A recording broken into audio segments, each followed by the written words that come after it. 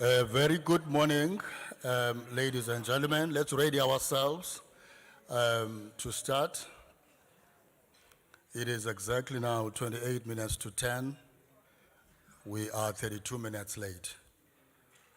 And the whole program is broadcast live, so we have to take care of time. We also have guests connecting virtually, so they kept the 9 o'clock appointment. My name is Keith Ngesi, and I will be facilitating the program.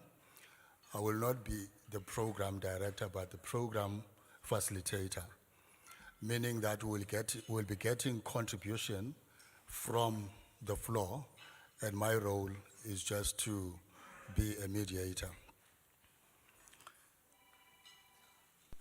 So formally now, or officially, I want to welcome the Premier of the Eastern Cape, Honorable Oscar Mabuyane, the MECs present, the HODs, senior government officials, HOCs, and the members of the media. The SABC as the partner, a strategic partner in this engagement that we are having today.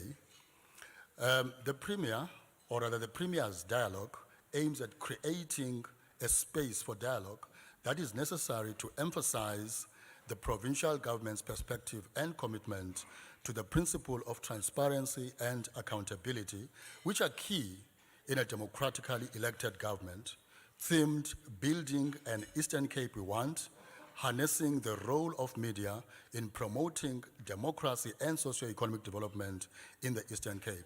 What a selfless tagline, ladies and gentlemen. Building the Eastern Cape We Want. It does not only cater for the current generation, but it also takes care of the future generation. Before I go on and on, I just want to ask our AV team to play us a short clip, and then I will invite the Honorable Premier to come and do his opening remarks.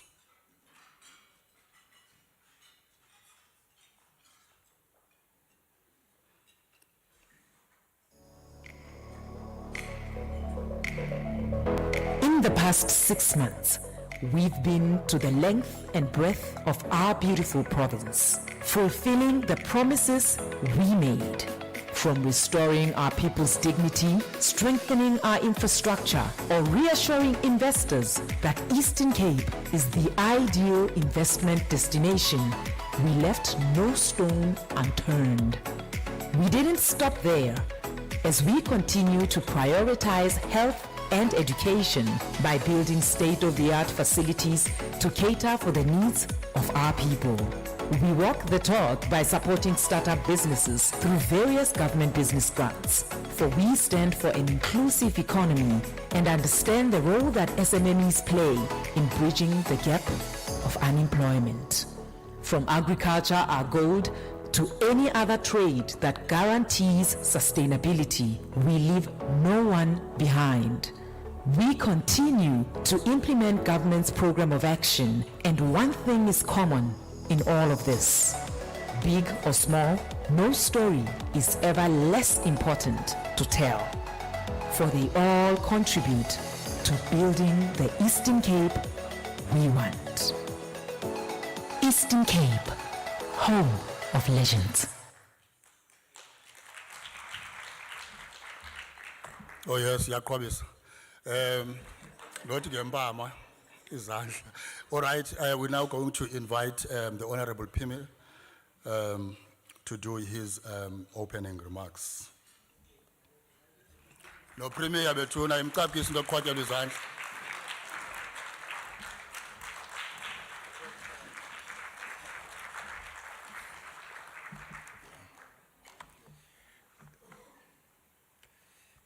I'm just wondering if there's no person called Deputy Premier.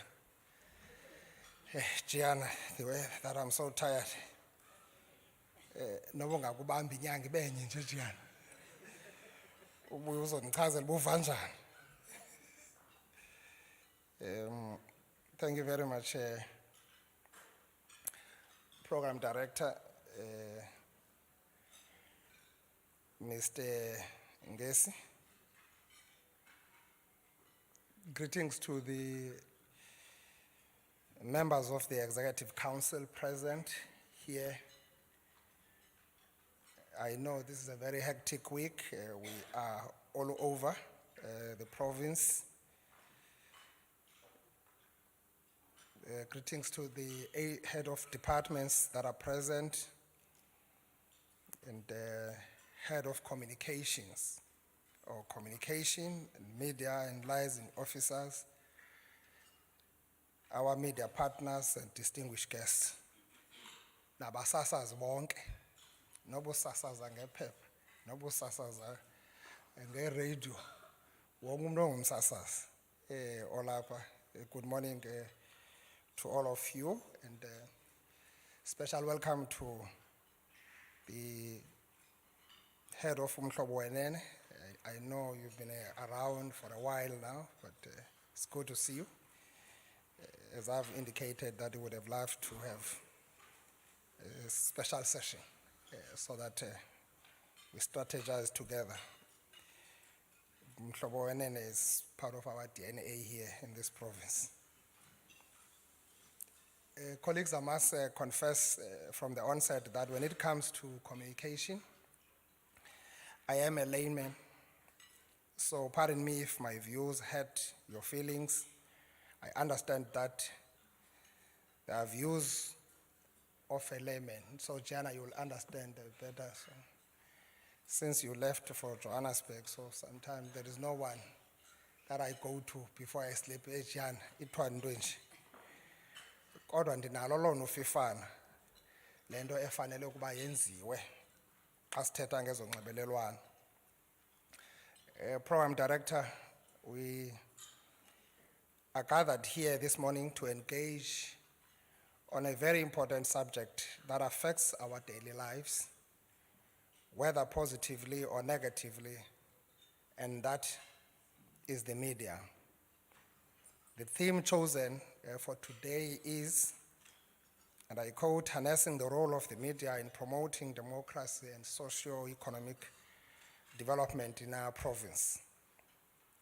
This is a rich theme that would need more than few hours we are allocated here today for us to be able to properly dissect this topic. My worry is that an engagement of this nature indeed need us, all of us, and it need each of us to be frank with one another, to iron out all issues that we have for us to be able to make progress. We cannot come back here next year to talk about the same issues we would like to talk about. I'm an aspirant, efficient person. I like people who respect time. So this is absolutely not good for people called communicators to be given time of start and people are not in the venue at the time of start. It's just that if we've got guests here, if we were alone, I would be making it a point that every person whom I've seen coming through that door, whether from Owar Tambo, whether from wherever, and you were expected to be here at 9, we have been arranged a breakfast, but you are not here at 9, and we delayed. We can't accept that. We can't accept that to all of you. I think people must just understand that for us to change our province, to change our districts, to change our locals, we've got to respect time. Actually, punctuality should be the order of the day for all of us. So I'm just making an example, and iti, Nindana, you were late when Obu early. Nalomfana was ndaba ngoluhlele eca kwakho. Ayibeni early nindena nje niyena delay apha endleleni.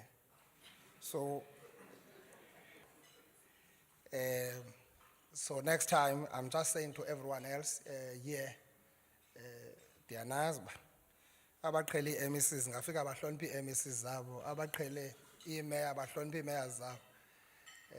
So ke mna ndingulaa premier kuthiwa uba kuthiwa kuqalwa ngo-9 ndifike ngo8:30, because I can't afford to delay, because at 2 p.m. I must be addressing another gathering 250 kilometers from here.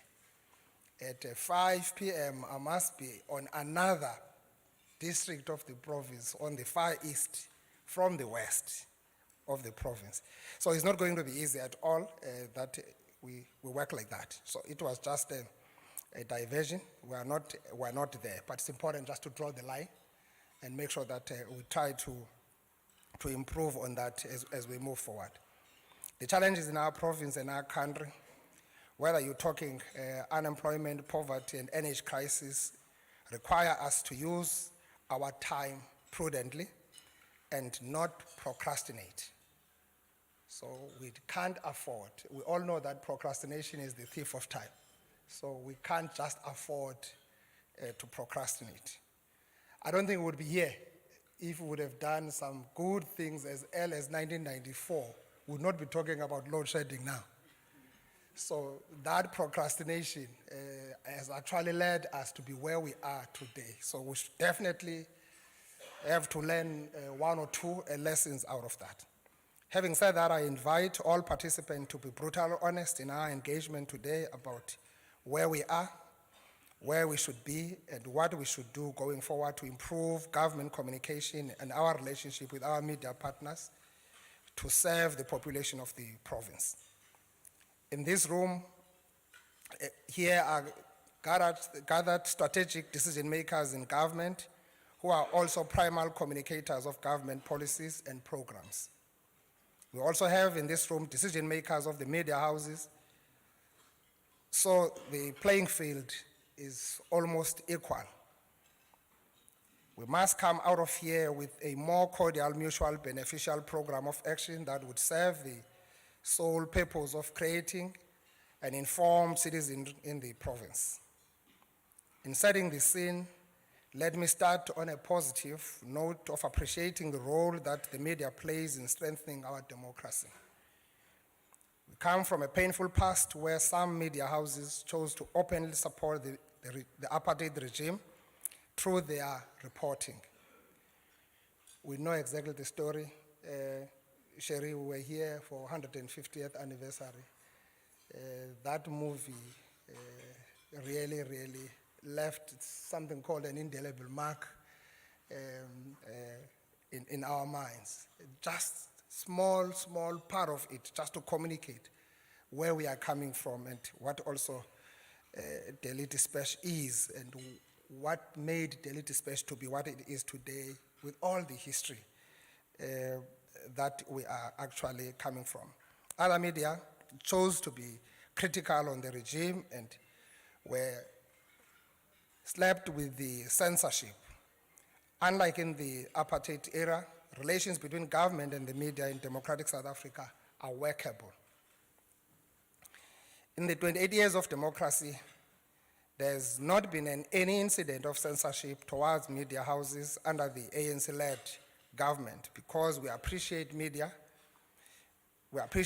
freedom and the role of the media in the democratic society. We are, however, of the view that the media should be regulated. We believe that the media should be regulated, just as any other sectors of the society that are also regulated. This is even more crucial in an era where journalists and media houses are prone to unconstrained power and abuse. We see journalists these days engage in extortions cases with many used in political chess games in return for secret incentives. I decided to put it in a very nice English so that I don't put it in a brown envelope, so secret incentive, so that at least it sounds better for you journalists. But the reality is that this is what we are now learning to be exposed to on a daily basis. We cannot run away from the fact that journalists and media wield considerable power, and if left unchecked, that power can be abused to the detriment of individuals in our society. Our interest in the media is based on our role as leader of the Eastern Cape government. By consequence, we are the main communicators of the Eastern Cape vision. We therefore have a fundamental need to reach the majority of the population, especially the disadvantaged, and the media is central to us achieving such objectives. This fundamental need is born out of our appreciation that information is power in the hands of the people to transform their lives. During the most difficult time of the past 2 years, when our country and our province was engulfed by COVID-19, our people were in desperate need of credible information, and the media was their trusted source of information. That is why our government, as government, we decided to partner with the media to provide answers to the many questions that our people had on COVID-19. The media also played a crucial role in dispelling myths about the virus and in encouraging our people to take up vaccine. Ngiyakhumbula naqulu kubhodi we-vaccine ebethethwa kodwa hayi ubuyifakile ngakube nengxaki ethile ethile esingenayithetha mhlawumbe. So wonke umuntu athandabuza ukuya emfokangesi ba ewe isiziba sivuka ngodondolo kodwa ndiye sendithini ke ngapha kwayo. So but the media yasincedisa kakhulu to really demystify such myopic views. Correctly, the media was critical when it had to be, correctly, the media was critical when it had to be critical, and that helped government to respond better to the pandemic. Issues such as shortages of beds, of gas and PPE were unearthed by the media. There is this strange phenomenon in the public sector of hiding challenges until they are uncovered by the media. We do accept that. I'm still trying to figure out what causes such behavior. I mean, when we have a hospital CEO, why do we need to have an information via media houses? If kukumama apho ngenandlo or destitute ohlala up, we have got CDW, you have got ward committees, you have got ward council, you have got mayor, but someone must go to social media and post that, or someone must find contact of the premier to report to the premier that there is this problem. But everyone goes there and passes that particular destitute family almost every day. So there is this laxity that you always easily find in government, that people become accustomed, people become used to wrong things, and they just accept that this is how our people should live, especially in the rural areas. That to me talks to poor management and an attitude of not caring about one's work. The media houses of our province played a crucial role of educating and informing citizens about our COVID-19 response plan and the role that our people should play to protect their own lives. As a result of that progressive reporting, lives were saved in our province as individuals and families used the information at their disposal to protect themselves from the virus. Where I think we are lacking with our media partners is having a common approach of telling the story of the economic potential of our province. Just yesterday, we opened the newly redeveloped 500 million boardwalk mall in Gqeberha, where plus minus 1,000 permanent jobs will be created on an ongoing basis.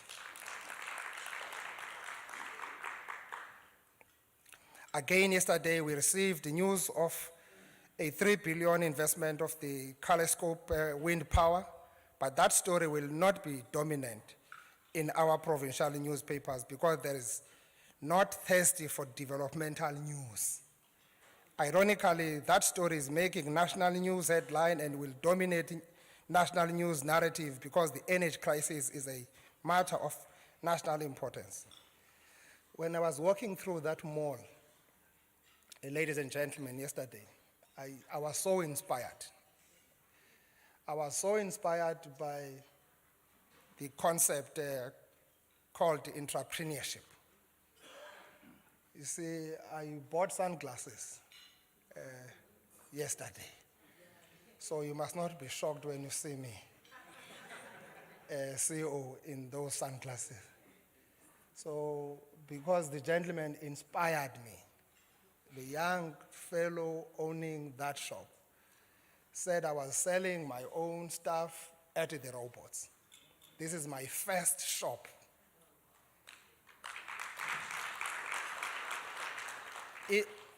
That's not just a China mall. I'm talking about a mall in Boardwalk. You would understand Boardwalk. So what kind of shops that surely will be accommodated at Boardwalk, so to speak. So that Boardwalk store on its own, it's a very interesting story of 1.5 billion investment within 10 years. 2011 was 1,000 investment for that space, that precinct. Now, a few years down the line, just a decade, it's another 500 million. So that tells you that Eastern Cape is not as bad as we sometimes communicate ourselves out to the public. There's these good stories that we're doing that we need to consolidate, work on them, and create a proper narrative as we go about. Another inspiring story that I came across is of a young lady who is Bomgas, if I still remember the name well. She's now having a shop. She's a fashion designer by profession. She was working at home, a garage, doing all this work. She's now opening that shop for the first time. Zangabena shop. But already she has got a factory somewhere. What was a bit disturbing, HOD, Mama, the lady has been struggling to get support from LRET. To date, she has not yet got that. The lady struggled to get support. She's 36 years now. She has been trying to get Scalo for the last couple of years, but she never got discouraged. She continued to do all possible things for her to be where she is. And I say, even where she is, it's likely that a few months down the line, she might be out of there if she cannot keep up with the renters and others. Go there, support, sustain such initiatives, such SMMEs, so that they are not collapsing. Rather, we support them, we give them a proper solid base moving forward. So these are things that we need to make a follow-up on. I committed to MEC, she was there. He was there. Now I'm committing you, HOD, that when you go to Gqeberha, go to that mall. Visit that lady. I know there were many, I might not have seen many. Yesterday it was a good day. Met the CEO of Pick and Pay. Met the CEO of Checkers and all that. So it was a very strategic area for business to be yesterday in that morning. Yonke ke lento siyenze nge-hour. Yabona mase akuphithizela long business. 1 hour program. It was done within an hour. Started on time, finished on time. That project, 500 million, it was just done within 15 months, within budget. Why can't we do that in government? Asisuyenza ke lonto kurhulumente because lo sewenzile umsebenzi wakhe funeka ebhatele, funeka aphinde ayonyoba, abhatale igosa. Nosomashishini sethe bayiqhela lonto yonyoba amagosa ukuze babhatale. Thathwe invoice yakhe phaa kude ibekwe ayayilo uyayilungisa indlela yakhe. Indlela yakhe ayinoba mxino engathi yakwaSathane. Mayibe yi-highway indlela yakhe. You see, kubani lo thathwe invoice yomntu lo mntu wenzela umsebenzi wakhe ugqibile. Kukho question ethi kubani lo khakumbizele ekofini makakayophunga ikofi. Urhulumente yenzakala. It can't be right. It can't be right. Something must go. The Eastern Cape has the biggest number of wind projects in the country with a value of almost 20 billion. But we are not telling that story enough. We could fully produce our own electricity from renewable energy by 2030 because we have wind and sun as our abundant resource. The Spent nuclear power station could also add to our energy mix, but our media again, sides with the environmentalists on that, even when preliminary studies show that the site is suitable. Funeka ke la nuclear ihambe iyoqinisa into Quebec. I-right xa yenziwa ngapha eQuebec, but i-wrong xa yenziwa apha eJeffreys Bay. Because people of Eastern Cape, young people must leave Eastern Cape and go to Quebec, work on the same nuclear plant that they could have worked at here, because of the same problem of self-hate.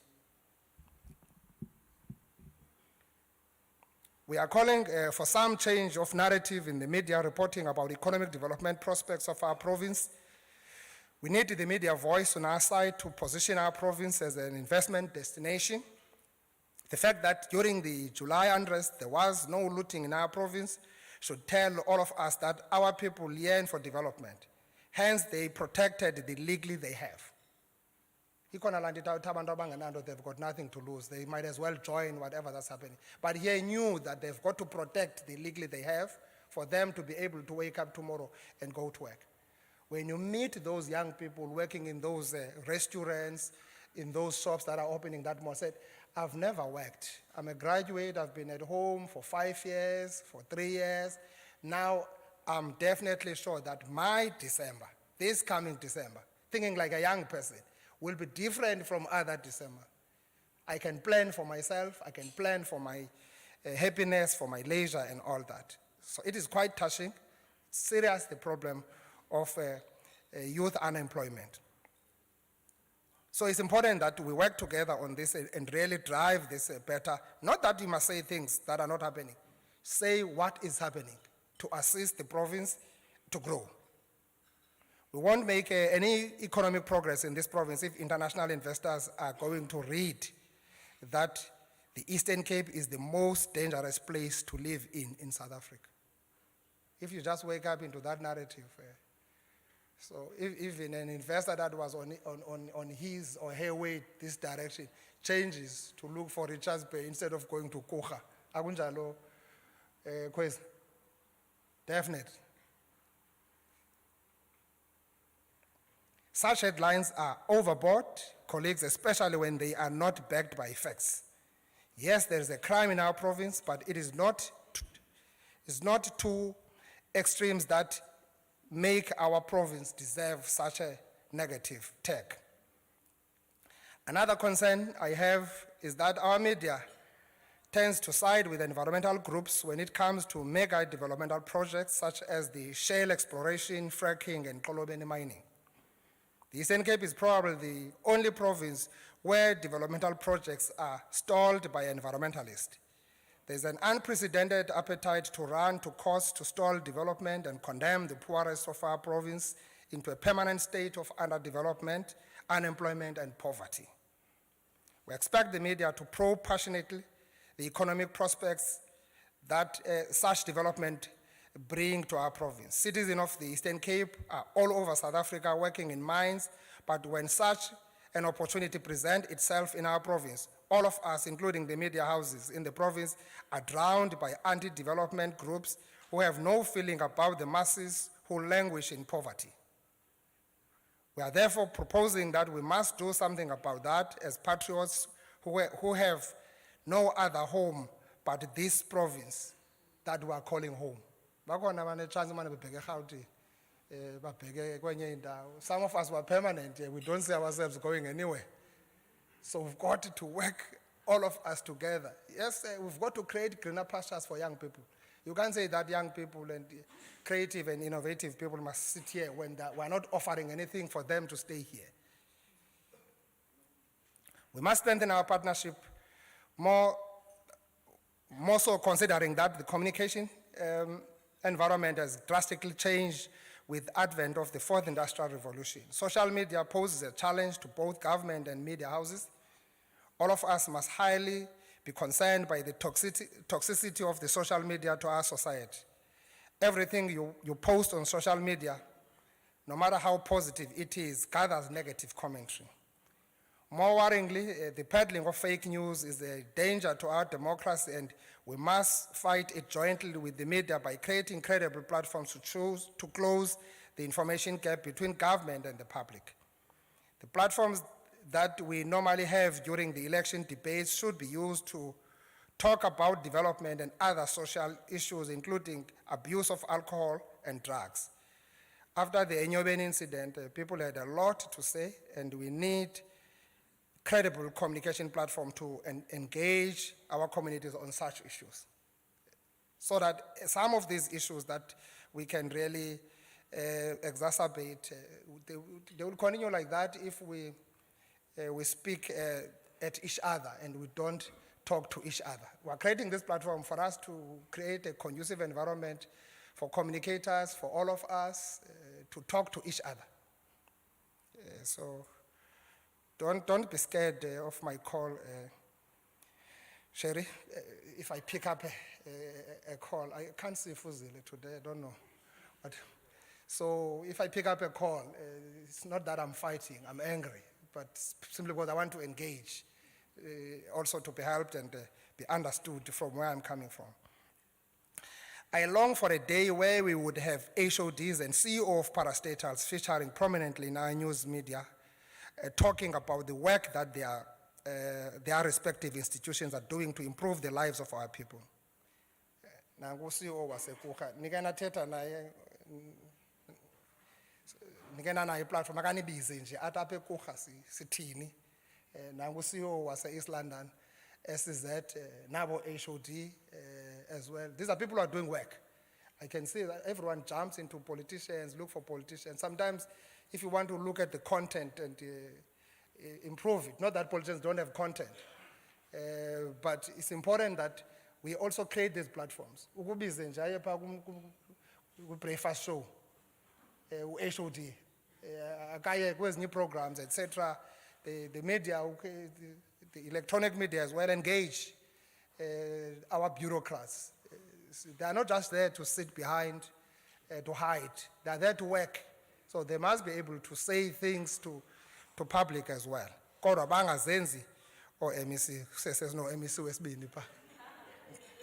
You see, that must be done with that better understanding. So, as I'm saying, since 2019, I've not seen or heard any HOD quoted in the media about the work they are doing daily in government to serve our people. A few weeks ago, I joined Minister Gungubele when he was opening a community radio station in Ngob. I was asked by government leaders that are not using community radio station platform regularly to talk to our people. I said, if that is the case, it is a disservice to our people and must be corrected. So to the government, communicators gathered here, please change your attitude. Change your attitude. Let's open up, let's be engaging. That is going to be helpful. I'm only a premier for 2 years. I can hear and feel people talking out there, Sherry, as if I've been a premier for 10 years. I don't know where does that come from. I was an MEC for 8 months. I've never been an MEC before. I was an MEC for 8 months. When I was beginning to warm up, enjoying, I got an award of fighting with environmentalists, protecting rhinos and all that. Within that, a lot, tourism, things. And I was Posa Nazelwen from Aile. Bendingena uyenza nje India, because of this tourism thing. And reviews from there were excellent. You know, they've been inviting me there that after I was there, kukho abadelela mna nje kuba ningaze Ngoba. Hayi buma buyana utsibile pha, akuyabuya. Diyaya. See. So, and many people went there out of that. So that's how we really promote tourism. But I think the issue of communicating and using our platform is key. I invite the media. We have robustly started the program that we've been speaking about in the State of the Province addresses and others, the X-Miners program, which has been painful. 300,000 people in the Eastern Cape have worked in mines. Some of them are dying poor. Some of them have got money that is not paid in all these government institutions that are there to assist them in the mining sector. In the last few weeks, when we've started that program aggressively of going out, working with all those entities to pay people, the money that is there, There are some also telling stories. I'm inviting media to join our team, Office of the Premier, X-Miners program, to follow that. So when they were in Mbashe, when they were in Mtata, another young lady is there ushering. Is an usher, and just ask the lady from Office of the Premier, what is this thing? Why are you here? So, no, we're here to look for people who are working in mines, for them to be paid their money. Some will be examined on all those issues of health, TB-related silicosis, etc. And the young lady says, no, my father was working in mines. Say, give me your ID. The young lady gives out the ID. The ID is punched in the system. The young lady has got money. All her siblings have got money. Their dad is no more. She's now an intern in the municipality. On that day, they got their money. They were paid same time. But the more interesting story that I will not tell you in case you want to follow that was an old woman, ordinary woman, in that part as well, who just went to that because she heard that there are people of government coming here for miners. She went there. Her husband is no longer there. She was not even in the list or database. Again, when she produced her ID, the young woman, only to find, not a young woman, an old woman, only to find that old woman who has been suffering for the rest of her life, she has got $1 million left by her husband in mines. That woman was paid. So these are good stories that everyone now, in Northwest, Free State, they are coming our way. Say, how are you doing it, Eastern Cape? How have you done this issue of ex-miners now? Because we needed to revolutionize everything, but we need media to partner with us on that. Where we do better, come on board, man. Don't hesitate to tell good stories. Where we do nonsense, tell us, no, you are nonsensical here, and you are doing nonsense. We don't mind, so that we correct the nonsense that we're doing. Thank you very much, Program Director.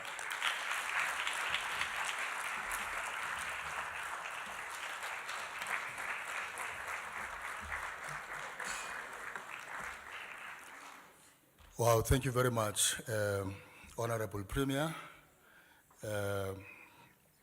Open remarks that are challenging us. The Premier has lifted a number of stories with a big question: why are these stories not attended to? Why are they not published? And we have the media here to respond. Maybe there is something that the government is not doing right. That's why these stories are overlooked. We are going to engage.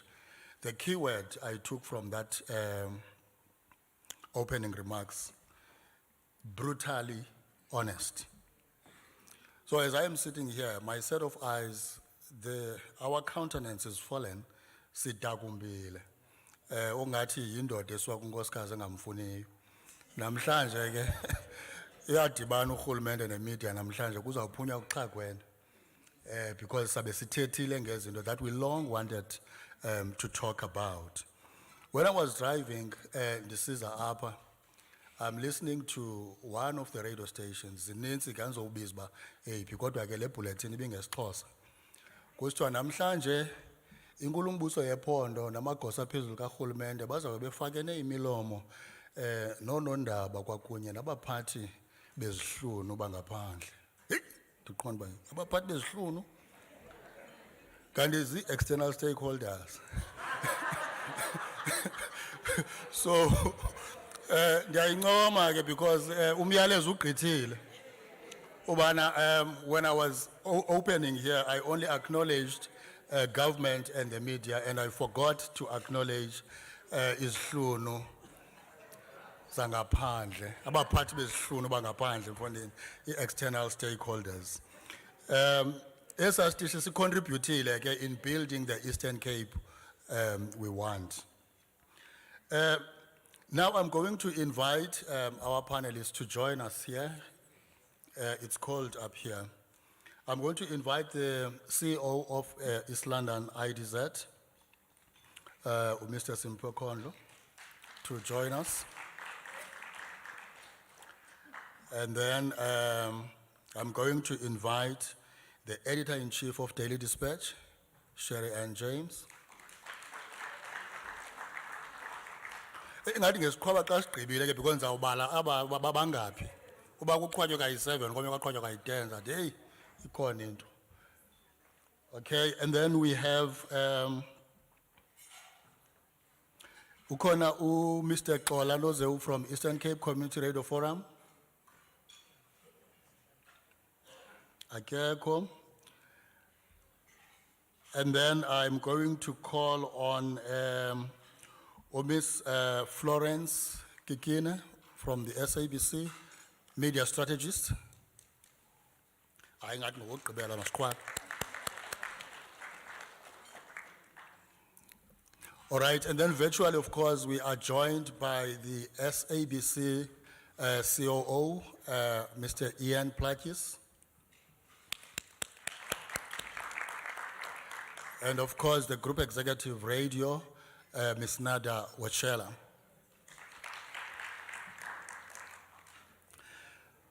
All right, before I proceed with the questions that are going to prompt discussion, I just want to invite the COO of SABC, Mr. Ian Plakis, to give his remarks on the matter at hand, building the Eastern Cape we want, harnessing the role of media in promoting democracy and socio-economic development in the Eastern Cape.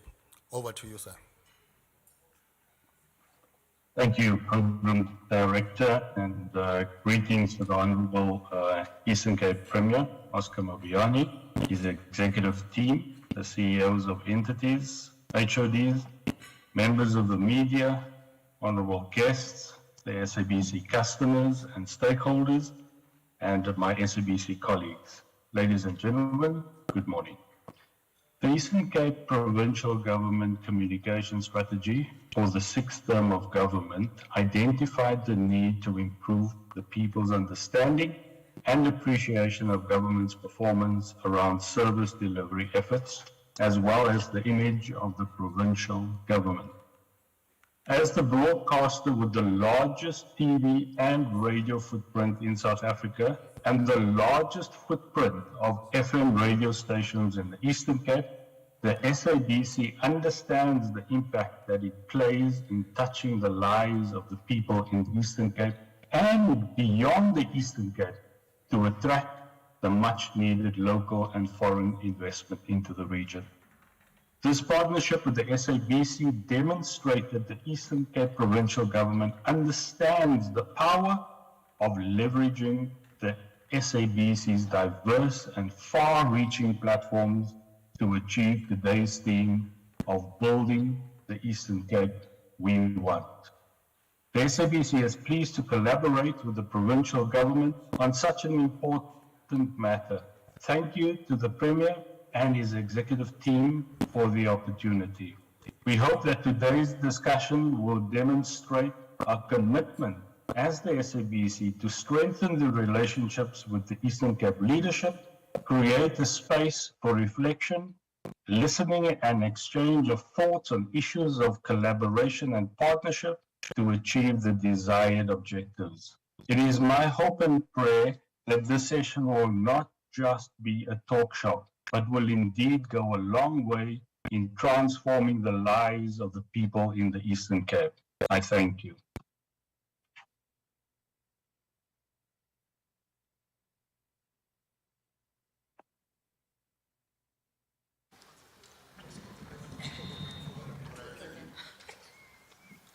Thank you very much, COO, and we are joined by the CEO of Kucha IDZ as well.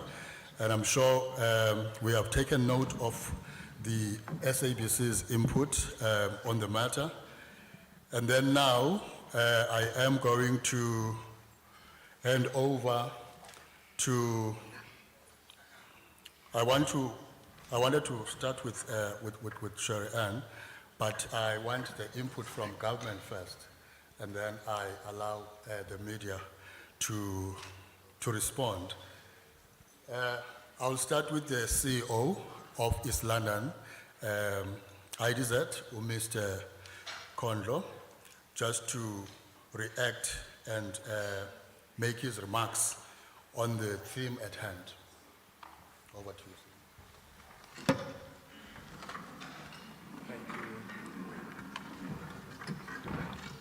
Thank you, Program Director.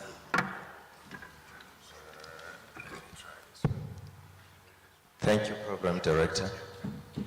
I think my remarks will be fairly brief.